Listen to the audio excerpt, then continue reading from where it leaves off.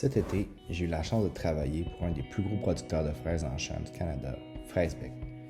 L'entreprise, qui opère depuis plus de 30 ans, c'est une monoculture de fraises qui couvre environ 70 hectares, répartis en 63 champs. Et bien que la fraise elle occupe 85% de leur surface cultivable, 10 hectares sont réservés à la production de framboises en champ et sous tunnel. En été, la ferme compte plus de 250 employés saisonniers et une quinzaine d'employés permanents. La quasi-totalité des saisonniers sont des cueilleurs, puisque tous les plants de fraises doivent être récoltés tous les 2 jours. C'est une charge de travail énorme, puisqu'il n'est pas possible de mécaniser la récolte. La production de fraises est faite à partir de 2 types de fraisiers, les fraisiers d'été et ceux d'automne. La fraise d'été est une fraise à jours courts. Elle amorce la production de fleurs lorsque les jours raccourcissent à l'automne et ne produira que l'année suivante. Cette fraise produira des fruits entre la fin juin et la mi-juillet et n'aura qu'une seule production durant l'été. Elle nécessitera aussi une rénovation, c'est-à-dire une coupe complète des feuilles, après la production en guise de préparation à l'hiver. Chez FraiseBec, c'est le cultivar Malouina qui occupe cette niche. Les fraisiers d'été sont plantés sous forme de mottes ou de racines nues à la fin de l'été et resteront en production de 2 à 3 ans, dépendamment de la santé du champ et de la capacité de la ferme à remplacer la deuxième année. La fraise d'automne, elle, c'est une plante à jour neutre. Elle initie sa floraison peu importe la quantité de lumière. Elle produit donc durant toute la saison. C'est cette dernière qui permet d'avoir des fraises fraîches sur les tablettes des épiceries durant tout l'été. La fraise d'été occupe maintenant 54% du marché québécois, alors qu'on la connaissait presque pas il y a quelques années. La fraise d'été, c'est le gagne-pain de la production de FraiseBec et son cultivar vedette, la Seascape, avec sa production avoisinant les 25 tonnes par hectare, c'est la reine. Mais depuis quelques années, la Seascape leur cause de plus en plus de problèmes. Bien qu'elle soit résistante aux maladies fongiques, elle tolère bien mal les pointes de chaleur, mais surtout durant sa pollinisation. Les chaleurs extrêmes rendent les fruits difformes et donc invendables. C'est un problème majeur considérant la tendance climatique des dernières années. Les fraises en général, c'est des produits sensibles à toutes sortes de ravageurs et de maladies. Et cet été, j'ai eu la chance de me faire l'œil sur plusieurs d'entre elles lors du dépistage. Les principales pestes de la fraise chez FraiseBec sont la punaise terne, le tarsonème, le puceron, les trips, la cicadelle, ainsi que la fameuse tétranée. Puis les pestes sont traitées au besoin.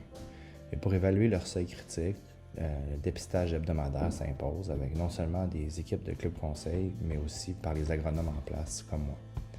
Bien que les insectes puissent causer des dommages considérables aux récoltes, le plus grand ennemi des producteurs de fraises, c'est certainement les champignons, la moisissure grise, l'anthracnose et particulièrement le blanc. Depuis quelques années, des résistances aux fongicides ont commencé à émerger, puis les traitements qui fonctionnaient n'ont plus le même impact sur le contrôle phytosanitaire. En plus, pour éviter l'émergence des super champignons, le gouvernement a commencé à restreindre l'usage des fongicides multisites. Ça rend la tâche encore plus difficile pour les producteurs. Et comme j'ai une fascination pour les champignons et leur place dans la niche écologique, j'ai décidé de faire mon expérience sur le blanc. Mon expérience consistait à tester des alternatives viables pour la régie phytosanitaire de la ferme.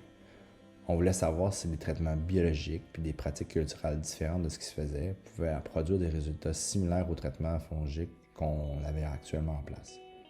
Le travail d'agronome sur une ferme est très varié et cet été, j'ai eu la chance de participer à plusieurs activités. J'ai participé à l'implantation de nouveaux champs de fraises et de framboises. J'ai pu parfaire mes connaissances de dépistage d'insectes, de maladies fongiques et de maladies bactériennes. J'ai participé au diagnostic de carence à l'aide de tests de tissus. J'ai performé des analyses de sol pour évaluer les besoins de chaulage et calculer les amendements nécessaires pour implanter de nouvelles parcelles. J'ai fait des relevés d'eau pour analyser un problème d'algues dans un bassin d'irrigation. J'ai par la suite analysé le problème avec l'aide de ma superviseure, puis on a implémenté des solutions concrètes qui ont fonctionné. Mais surtout, j'ai récolté, pesé et maintenu des parcelles expérimentales pour évaluer des rendements de différents cultivars à la ferme. En bref, j'ai adoré mon stage cet été et j'en retire une expérience inestimable. L'autonomie et la confiance qui m'ont été confiées, ça m'a vraiment permis de grandir puis de me projeter dans mon futur travail d'agronome.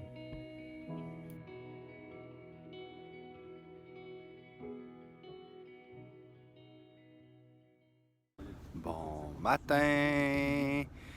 J'ai bien hâte d'aller prendre une petite bière. J'ai l'impression que je vais avoir plutôt soif là, ce soir, puisque mes activités de la journée consistent à